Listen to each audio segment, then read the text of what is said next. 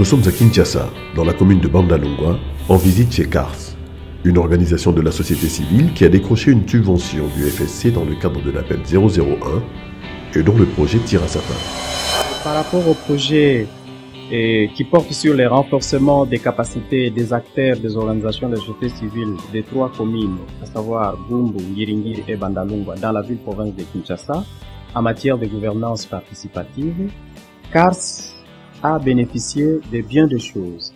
Et parmi tout ce que nous avons bénéficié, d'abord, il y a l'aspect appui institutionnel. Et par rapport à l'aspect appui institutionnel, c'est d'abord le matériel que nous avons acquis de la part du projet et qui nous a permis alors de bien réaliser les activités sur terrain. La commission de contrôle ne fonctionnait pas normalement. Et c'est à travers le projet que nous avons pu organiser des rencontres, d'abord une formation pour renforcer les capacités des membres qui constituent l'équipe de la commission de contrôle et aussi à organiser des séances de contrôle avec cette commission-là. Donc cette commission, au jour d'aujourd'hui, est devenue opérationnelle. Mais au jour d'aujourd'hui, nous avons 3 rapports, c'est-à-dire 3 séances se sont tenues et ça, c'est à travers les fonds du FSC. Ça, c'est au niveau institutionnel, au niveau interne. Et même notre capacité d'intervention a vraiment été améliorée. Pourquoi? Parce que nous avons abordé une matière qui, bien sûr, nous avions des compétences, mais il va falloir à ce moment-là les appliquer sur terrain. Et en appliquant, c'est-à-dire l'approche, je voulais citer l'approche budget participatif sur terrain, ça nous a permis aussi d'améliorer d'une manière ou d'une autre nos compétences.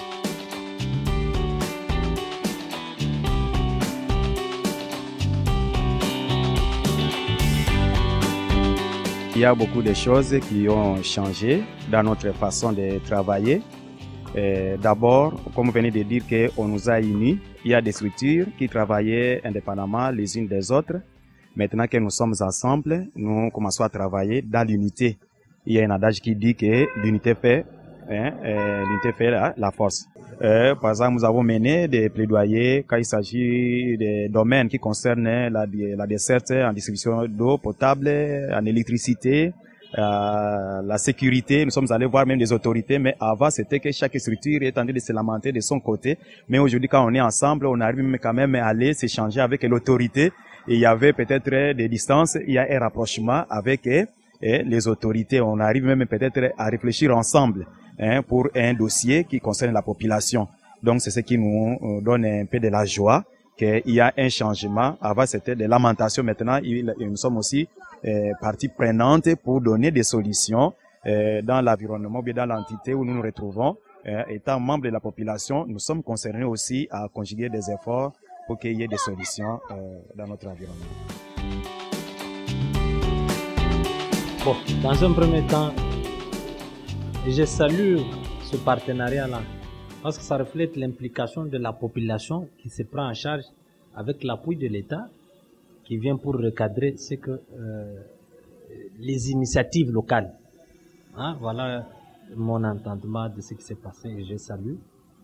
Et je voudrais que ça puisse perdurer parce qu'en fait, on travaille pour qui? C'est pour cette société civile-là, c'est pour cette population-là.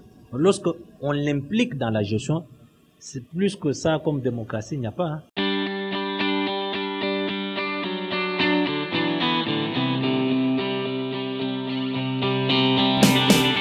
Le travail pour une prise en charge à la base est en marche, quoique le chemin est encore long.